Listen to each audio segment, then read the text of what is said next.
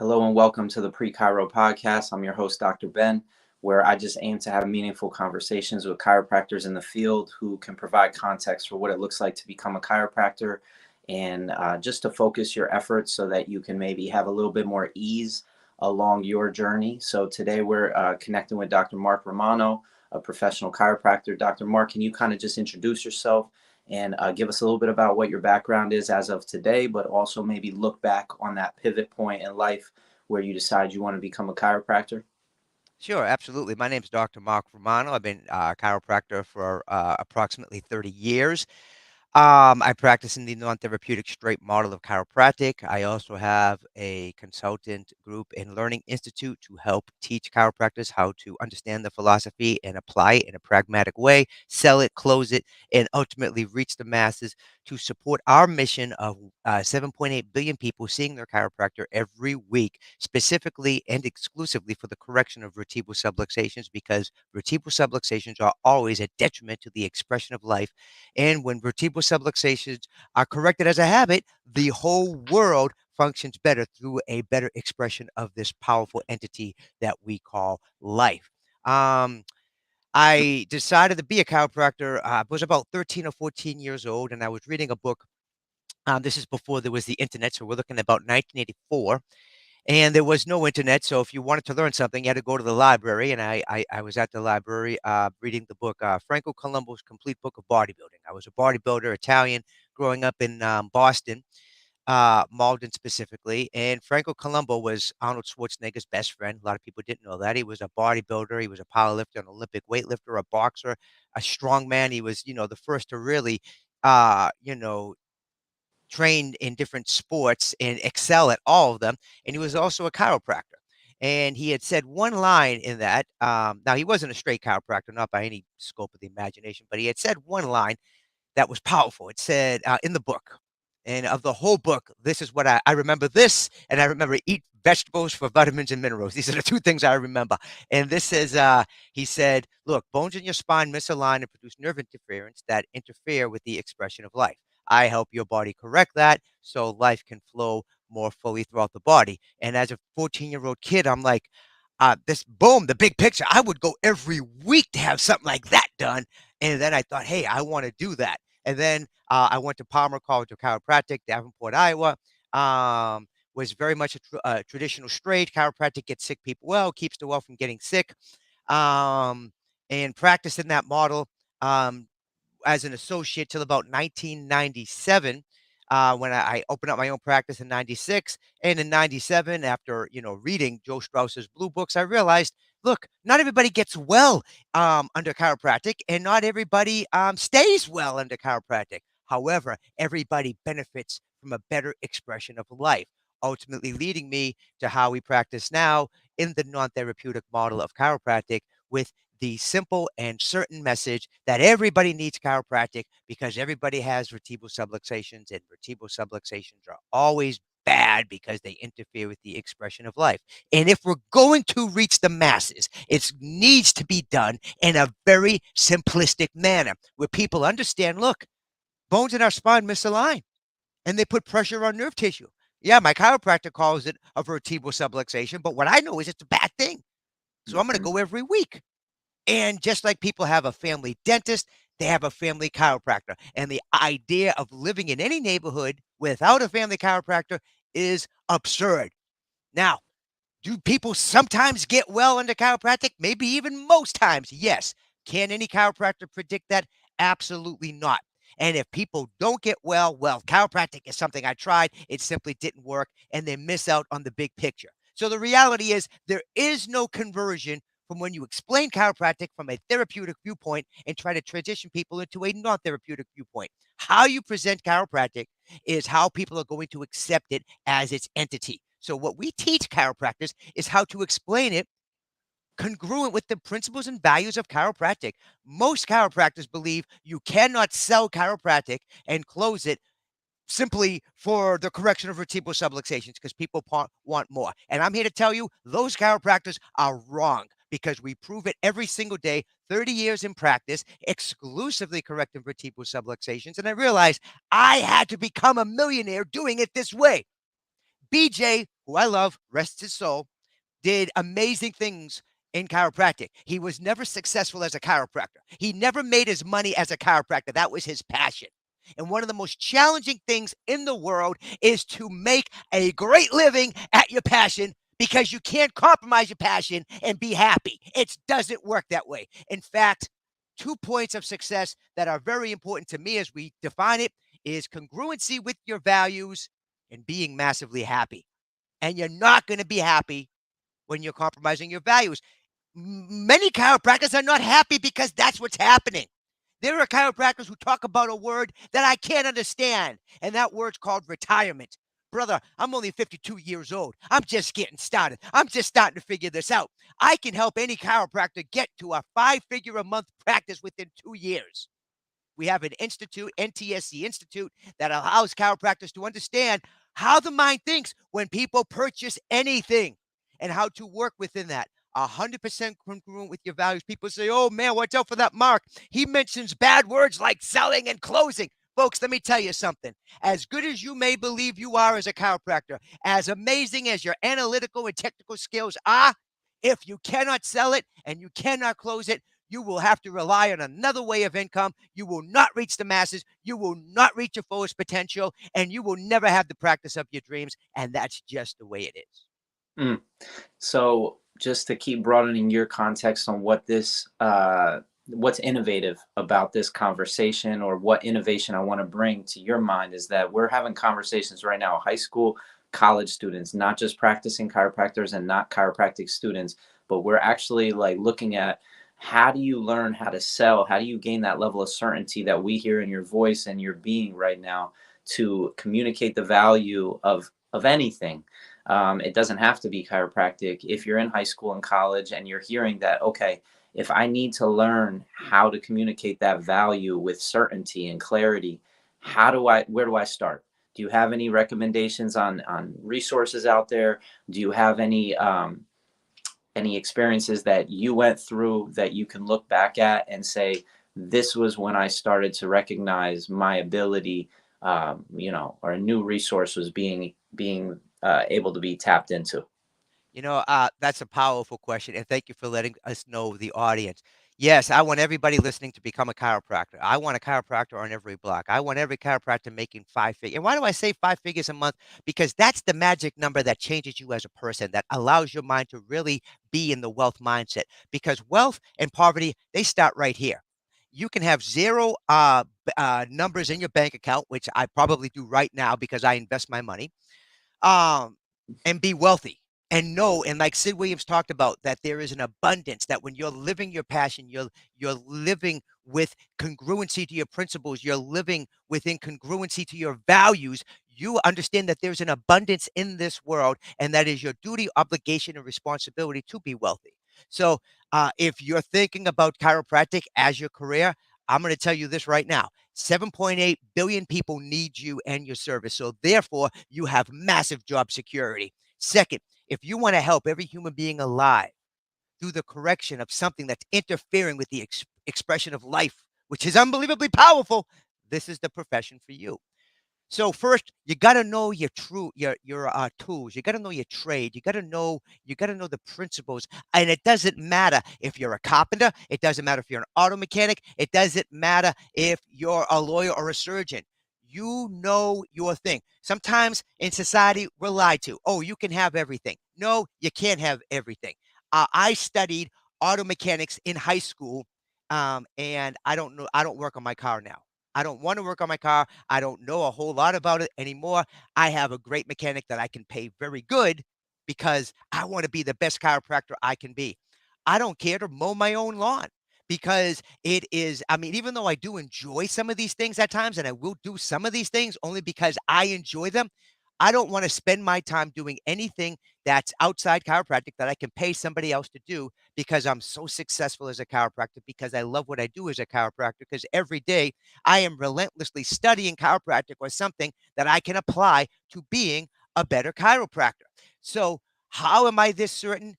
There's a few things. One, I've read just about every material in straight chiropractic, every book from volume 14 on in the green books, every Joe Strauss blue book.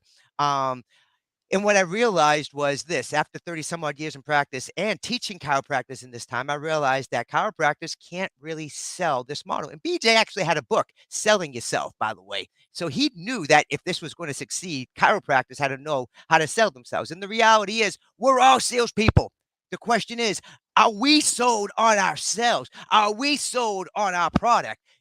Do I want somebody who's cocky and arrogant working with me? Yes, I do. I want the person who's so cocky and arrogant and says, I can do what it takes to fix your car, and I've done it thousands of times. That's my guy. I want the guy who says, I've built thousands of houses, and I'm cocky and arrogant when it comes to doing this. I want the surgeon that she says, I've done the surgery 3 million times, and I'm cocky and arrogant and getting it delivered. As far as chiropractic, I don't know how many hundreds of thousands of people I've served in the past 30 years. What I do know is I go 7 days a week correcting vertebral subluxations. I don't want to be everything in everybody's life. I want to be the best chiropractor humanly possible. So I study everything, Ben, everything related to chiropractic. And when I realized, even myself, I was selling it on passion, but I wasn't selling it on repeatable skills. So I studied the best salespeople in the world: Jordan Belfort, Grant Cardone, Zig Ziglar, Les Brown, Tony Robbins.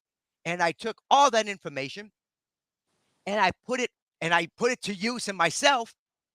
And I can't wait to be good at something before I start practicing it. I would take the tools that I have and I'll start working it. Even when I was implementing this in my consultation and in my practice, and I was doing half of it wrong, my closing rate went up 50%. And I was already doing pretty good. Now I'm doing amazing, and I feel absolutely in control of the environment, the positivity, and the quality and excellence and communication in my office to a whole nother level. So we put the philosophy, the understanding of the philosophy, how to sell, how to close, what words to say, how to say words, because there are words we use all the time. We can't deny that that communication's powerful. And how we communicate: 7% through words, 38% through tonality, 55% through body language. These make an impact. And there are words that we use, that I've used, that I was using wrong. I'll give you an example of one word. The word is but. But, a one syllable word that I was using wrong. Whatever comes before the word but is erased. So you do not want to erase words like I love you, I'm proud of you. This is an exclusive service. You see, this is an exclusive service, but it's not the only thing you need. You don't say it like that. This is an exclusive service, and you connect it with and it's not a cure all, and it's not the only thing you need, and that takes nothing away from the value. These small things register in the subconscious mind of the way people think, and it behooves every chiropractor and every professional and every parent to know this. You don't tell your kid, I love you, but this behavior is unacceptable. You don't erase it. I love you, and this behavior is not acceptable and cannot go without discipline. And I love you. Say it beginning and end. Make it a bookmark. You see? So it's these very simple things. And what would I recommend? I also have a book out, Why Chiropractic. Let me get it. And this book is very simple, and it's designed. I'm pulling it out here, Doc. I got a box of them here. This book is designed for lay people and chiropractors, and it goes into the two models of chiropractic. Ultimately, there's two models: therapeutic, which comprises about 95% of the profession, and non-therapeutic, which is a very small profession, part of the profession, simply because most chiropractors can't sell it and they're afraid to do it. But every chiropractor takes care of their family in this way. I've never met a chiropractor in my life that doesn't check their family every week for the existence of vertebral subluxations. So, in my opinion, we must serve our practice like our family. The idea is this: helping chiropractors reach the level of 300 visits a week and collecting over $10,000 a month. That is where you have a successful practice and you're making a dent in your community. So we have the Institute. You can purchase this book on Amazon. And also, I recommend the Blue Books by Joe Strauss. And later on, for historical purposes and very good information, the Green Books by BJ, D.D. Palmer, R.W. Stevenson, and other people from the Palmer faculty at that time. What kind of message would you use to build value in the minds of somebody who's a little bit lost, confused, trying to figure out what path they want to take in life? I know you shared the experience of reading Frank Columbo's book and the message that he shared and how that shifted your consciousness to pursue this path. But if I'm a high school student, college student, I'm not familiar with chiropractic, how do you meet them where they're at? How do you introduce it in a way that's familiar, but bring them into this world in a way that helps them see what they can achieve? I know that you've mentioned a number of things in the last 15 minutes, but if you could kind of just bring it into a condensed, like you're having a conversation with me, Ben, I'm 16 years old, or I'm 21 years old, I'm in college, I'm like, why should I become a chiropractor? Well, what I would say is this. Mark Twain said the two most important days in your life is one, the day that you're born, and second, the day you figure out why. So I think that we're all born with this innate drive for meaning of life, for purpose. Viktor Frankl wrote a great book. He was a clinical psychiatrist in the concentration camps, and he wrote Man's Search for Meaning. It's a very good read. Every successful person has read it, as well as another read that's really great is The Richest Man in Babylon. When I study wealth, and I know you're nodding because I know you've read these books, Ben. Mhm. Every wealthy, successful person has read these books. So, what I would say, what is your passion? What does get you excited? And what is your purpose in life? So, if we look at what success actually is, and I put together like about 6 or 7 points of what success actually is, we can go over them. Success is knowing your purpose, developing your skill set, sowing seeds that benefit others, staying congruent with your values, making tons of money, being happy, and having freedom and autonomy in your life. And whatever your this is where you should be this is where you should be going. Everybody in this world has the ability to build massive wealth. And wealth is never going to come from exchanging your time for money. Wealth is going to come from how you invest your money so you can continue to do what you love to do. Now, um, there are things that we have to be very innovative. Sometimes we have the resource of money, but starting out, most of us don't. So we have to be very resourceful because we don't have the resources. So our passion and our meaning is what's going to drive us. What gives your life meaning? How do you know you're making a difference? How are you improving the quality of your life and the lives of those around you? And no matter what, it always starts with you. You are the first person you must take care of. You are the first person you must sell. You are the first person you must close. You are the first person that you must have that drive and passion towards your purpose. And you must take care of yourself first. So you are bringing the best of who you are as a person to the world. And if you're not taking care of yourself, that simply can't happen. So Jordan Peterson would say, you know what? If you're not certain, start by having control in your life. People who are massively successful are in control of their life and their emotional state.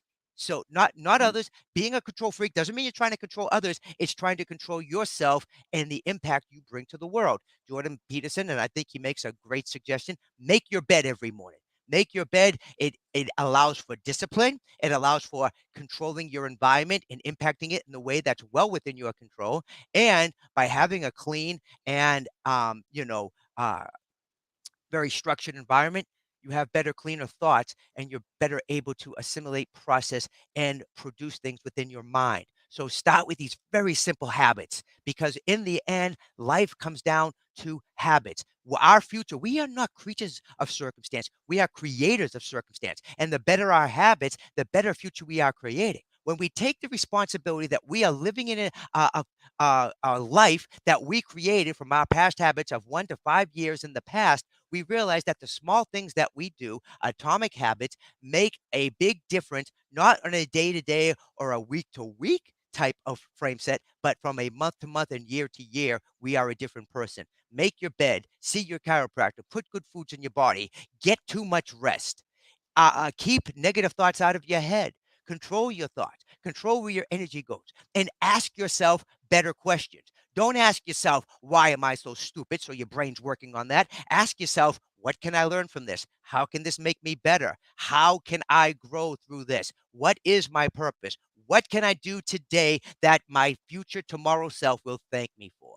And these are very simple things that anybody can do no matter where you're at in life. Whether you're in prison or in the White House, you can be asking yourself these questions and doing these small habits that are going to have a powerful impact on your life months and years down the road. I'm curious, do you invest in crypto or NFTs? You know what? I'm a big fan of Roller Tomasi and the Red Pill Lions. If I was going to do something, I haven't yet because I'm not a big fan of the stock market, even though I've got some money in it. And crypto is something that's been around. It's been up and down. Me, I am a real estate guy, so I have a good bit of real estate. Commercial is what I prefer, and I find it fun, and I love helping people in their business. People who rent from me will have a more successful business because I come with that package and I care about their success.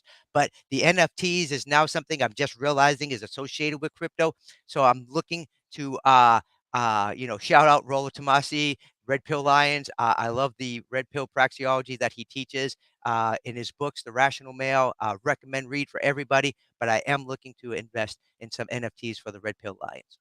I was just curious because one of the other projects I'm working on, I'm calling Entrepro Crypto. And the reason why I started this project is because some of my friends have been early investors in the right NFTs that have amassed a value of excess of $1 million. The number one NFT is the Bored Ape. So they have a couple of these, and basically we're trying to focus on this community that has a concentration of wealth but lacks purpose and lacks clarity of vision, but yet has billions of dollars in this little concentrated community. So it's like, what could we do to support chiropractic with a injection of $10 million?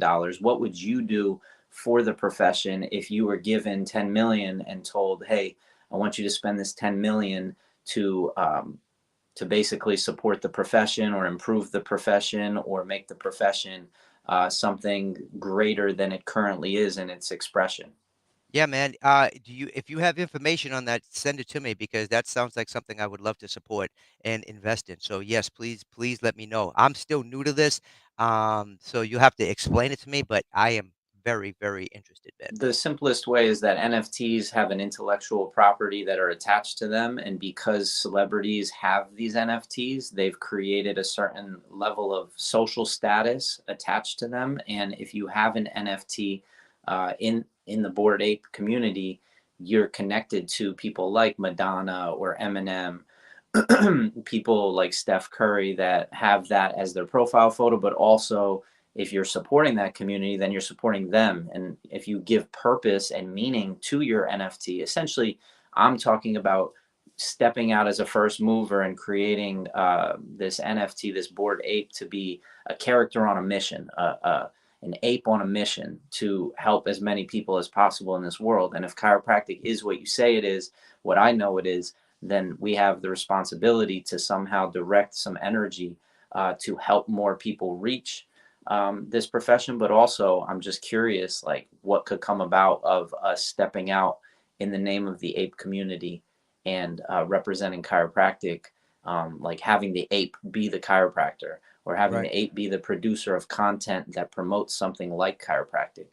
So anyway, these are all just creative conversations, but it's kind of where my head is at these days because I'm looking for ways, new ways, asking new questions, like if we have a pre-Chiro program that's touching high school, middle school, college students that's never really been offered before, where they go through the philosophy, science, and art, and then they develop some skill sets, and then they're in offices working, helping offices, and then they start their own practice on their college or high school campus, and then they have the opportunity to do independent study. This is the framework and structure that leads up to people taking the MCATs. What would that look like for chiropractors before they get to school? So when they enter school, they've already done 2, 3 years, 300 hours worth of reading the blue books, studying the philosophy, science, and art, the business, the communication. They've seen what success looks like. They've heard from people like you and other people that are doing it. And now they get to chiropractic school and they've got all this extra capacity that they've built into what's possible, you know, in Oh many yeah, I different see it. directions. I see it, and I see where you Yeah. can better assimilate the information and utilize it to a whole nother level because of that. Yeah, yeah. And I was actually just thinking with the NFTs. oh, wow, did we miss something? Did we not get in early enough? Could chiropractic so I think what you're doing, I think that right there, doc, I think there's a lot, of power there for I exactly can what you guarantee chiropractors are early adopters. That's just who we are. You know, the right, whole yes, profession was started before this spiritual science movement blasted off, and you got the Deepak Chopras and all of the people that the Wayne Dyers that are basically using the principles of chiropractic and popularizing them throughout society. right, um, I think that there's chiropractors out there that are part of this community. I'm just curious about, you talk about being in the game for 30 years. That means you lived through the Mercedes 80s. That means that you've amassed a certain amount of real estate wealth, and you've been in a position to now look at the profession and how it's changed, and how selling somebody today is different than selling somebody 20 years ago right, in the medium that you're communicating. Sometimes obviously it's a person to person human connection in correct, the yes, office, but I'm just curious what you think about how we can leverage technology and really reach that, because you've mentioned 7.9 billion people multiple times now, and it's like, yes. if we start new chiropractic colleges around the world, how do people know what the profession is? How do they know what you're sharing? Like, how do they reach that message? So that's why we're having these conversations. I love that, I love that, and, golly, you had said, like now, keep this in mind. I came into practice at 1993, so I was at the end of those Mercedes 80s days, and that was actually the beginning of confusion, massive confusion to what chiropractic really is in society. And since then, we've been suffering from a major identity crisis. People don't really know what chiropractic is in the general public, and we as chiropractors face an identity crisis too, and that we want to plug into things like, oh, we're an alternative to medicine. No, we're not. There is nothing that's comparable to chiropractic. So you're right, Ben. Understanding this, that we have a unique comparison. We don't fit into a vitalistic, even though there are certain parts of chiropractic that are certainly vitalistic. Um, we don't fit into the vitalistic movement as much as Deepak Chopra is talking about really great things and making a lot of sense. And Wayne Dyer, there is still something uniquely different about chiropractic that only a chiropractor can present to people. This is why physical therapists are not going to take what we do. It doesn't matter what they're able to manipulate, or osteopaths or anybody else for that matter, because chiropractic is the philosophy, science, and art. And the philosophy and art are the two predominant parts of chiropractic that take years and years of study and experience to be able to articulate and perform. So there is nobody who has our philosophy. I've never, and I've talked to many other professionals, and I see other professionals, massage therapists, orthopedics, PTs. Nobody has the understanding of vertebral subluxation that we have. Nobody wants to see people in a non-therapeutic manner weekly for life simply because vertebral subluxations are bad. Nobody wants that. Besides chiropractors, because there is nobody with our knowledge and understanding and the principal education to be able to provide that service safely. You see, so we do have the market cornered. Unfortunately, most chiropractors don't realize it, and even those who do struggle with their ability to sell it. So yes, you're absolutely right. Mm-hmm.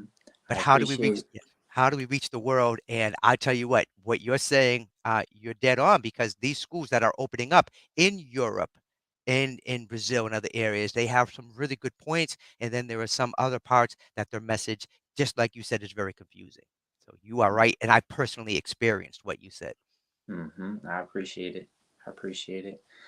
Is there any I don't want to take too much of your time, but No, I love it, man. I love I'm it. curious, like, is there any goals or visions that you have personally? It doesn't have to be for the chiropractic profession, but just, bigger the vision, the bigger the life. You've lived an amazing life as a chiropractor. Thank you. Um, Obviously, you'll continue doing this for the rest of your life, but at the same time, what types of vision do you have for your institute that you've created? What kind of impact do you want that to have on the next generation of chiropractors? What kinds of visions do you have for, like, what's possible, just with your understanding of the world? Well, I tell you, visions that I have, I would love to see 1,500 chiropractors on the institute.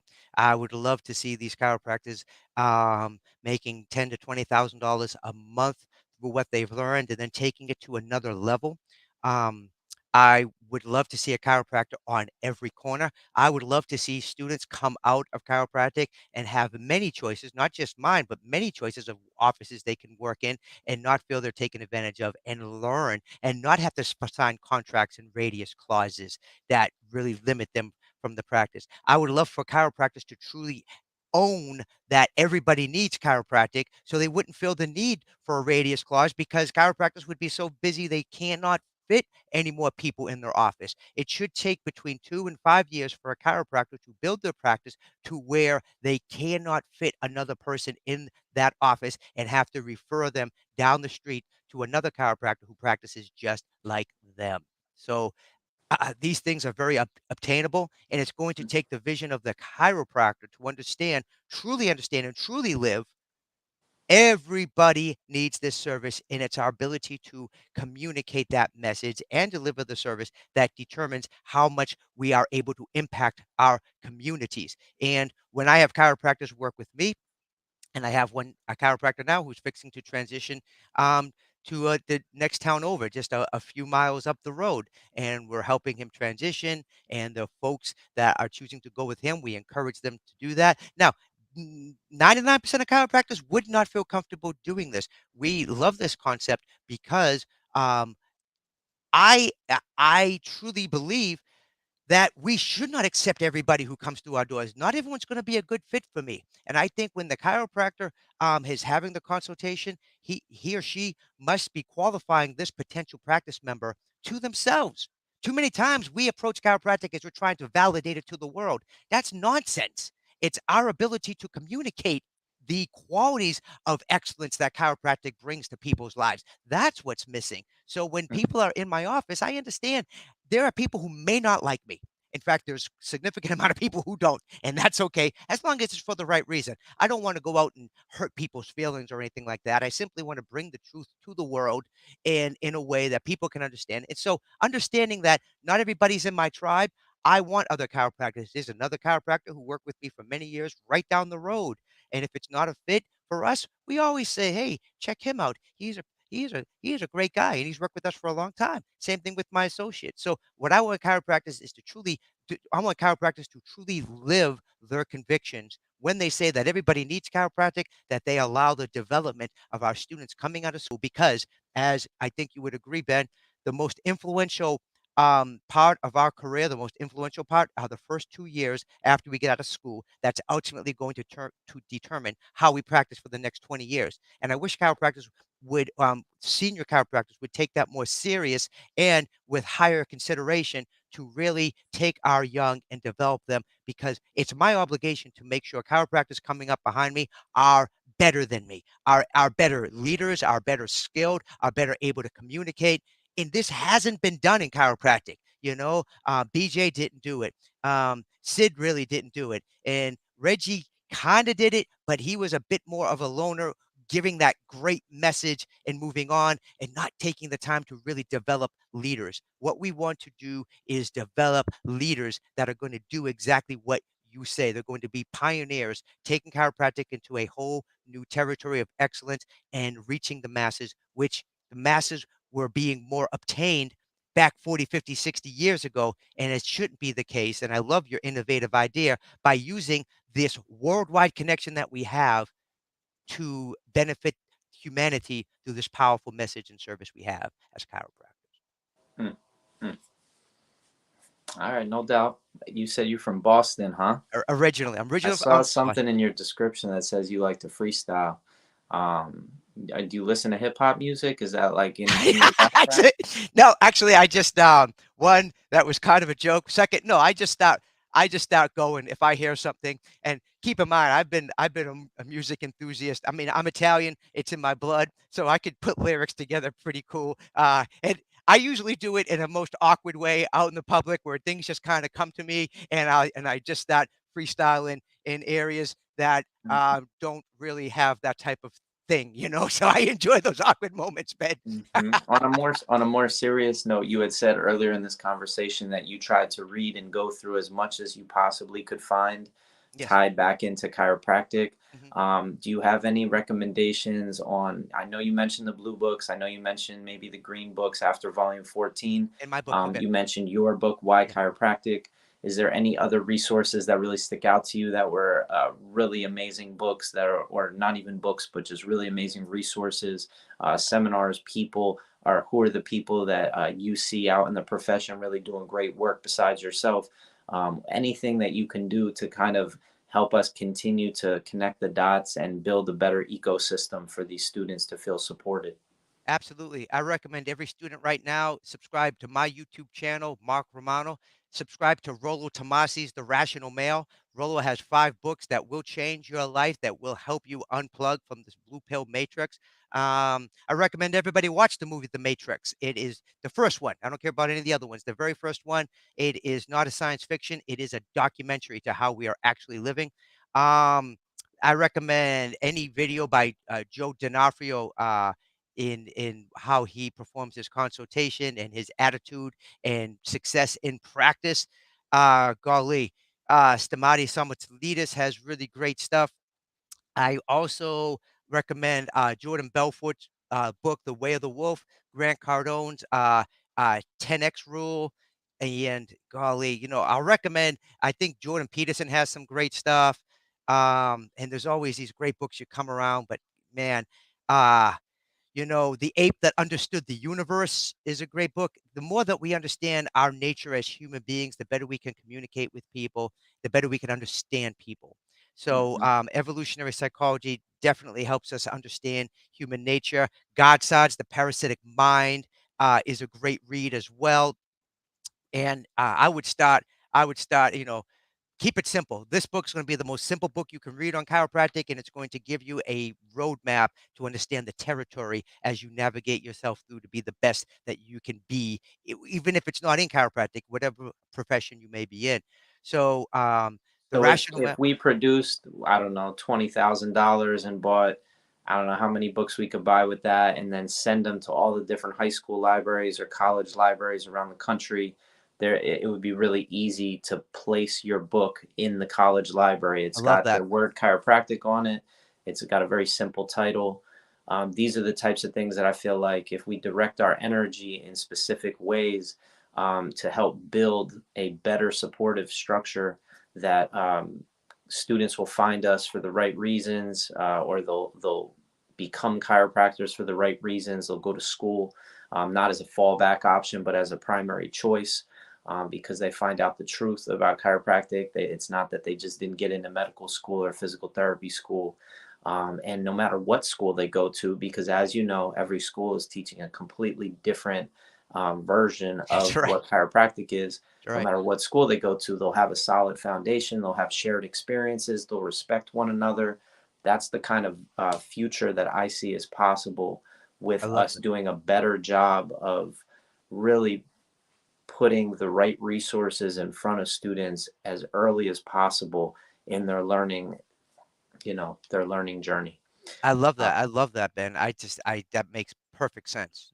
It's powerful, mhm. powerful message. Why have we missed this as the profession? I feel like this is the primary subluxation of the profession is Right. a lack of connection between the brain, which is chiropractic, and it's schools that teach chiropractic, it's chiropractors that teach chiropractic, people like yourself that have institutes that are dedicated to teaching chiropractic, and the tissue cell, the neuron, which is the student mind, the student Right. heart. Great analogy. We're Yeah. missing a lot. You're right, and that's dead on, and probably we haven't done it because we haven't had you, you see? So this is your gift to the profession and to the world, and I love that. I love that. Let's talk more about that, Ben, because I think we could do some powerful things together. Yes, sir. All right, I appreciate you. Any final messages before we wrap up here, as far as pre-Cairo, as far as your institute, as far as just what people can do to prepare for chiropractic school, maybe using you as a resource? How do you recommend they navigate through your YouTube channel? How do you recommend they navigate through, the shallow waters and move slowly out to the deep waters? Well, what I would say, definitely get on my YouTube channel. There's hundreds of videos, free content. Throw messages down there, and I will respond. Check out the institute. Go ntseinstitute.com, and you can go to the landing page that will describe everything the institute can do. You can contact me personally, and you can go to Romano@juno.com to email me. You can even call me. My cell 662-488-5234. I am at your service to help you in this transition that is actually very fun. It's very fun as you begin your journey as a chiropractor and all these things from undergrad to graduate to graduation, and it goes by very quickly. And as you and I both know, Ben, the friendships and the bonds that you make will last you forever, and it'll be an experience that you will be very proud of and you will enjoy along the way. Mhm.